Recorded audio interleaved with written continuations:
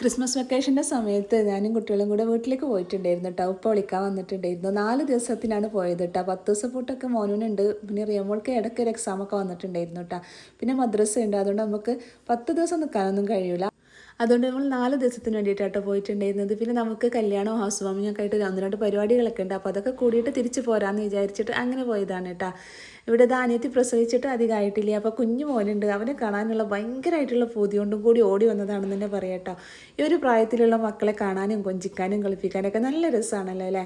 എല്ലാവർക്കും ഇഷ്ടമായിരിക്കും. പക്ഷേങ്കിൽ എനിക്ക് കുറച്ചും കൂടി ഭയങ്കര ഒരു സന്തോഷവും ഇഷ്ടമൊക്കെ തോന്നുന്നുണ്ട് കേട്ടോ. കാരണം നമ്മളെ ഉള്ളിലും അങ്ങനെ ഒരാൾ വളർന്നു വരുന്നുണ്ടല്ലോ. അപ്പോൾ അതിൻ്റെ ആ ഒരു സന്തോഷം കൂടി ആയിരിക്കും അല്ലേ. കുഞ്ഞു മക്കളോട് എല്ലാവർക്കും നല്ല ഇഷ്ടമാണെങ്കിലും പ്രഗ്നൻറ്റ് ലേഡീസിന് ആ ഒരു ഇഷ്ടം കുറച്ച് കൂടുതലാണെന്നാണ് എനിക്ക് തോന്നുന്നത് കേട്ടോ. എനിക്ക് അങ്ങനെ ഒന്ന് ഫീൽ ചെയ്യുന്നുണ്ട്. അതുകൊണ്ടാണ് കേട്ടോ.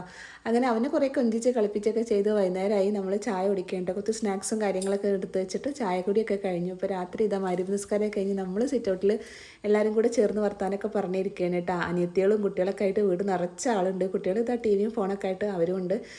ഇതിപ്പോൾ പിറ്റേ ദിവസം രാവിലെ നമുക്ക് ഹൗസ് വാമിംഗ് ഉണ്ടെന്ന് പറഞ്ഞല്ലോ. അപ്പോൾ അവിടുന്ന് ബ്രേക്ക്ഫാസ്റ്റും കാര്യങ്ങളൊക്കെ കൊണ്ടുവന്നിട്ടുണ്ടായിരുന്നു. അപ്പോൾ ഇതിൻ്റെ വിശേഷങ്ങളും ഹൗസ് വാമിങ്ങിന് പോകുന്ന കാര്യങ്ങളൊക്കെ ആയിട്ട് അടുത്ത വീഡിയോയിൽ കാണാം കേട്ടോ.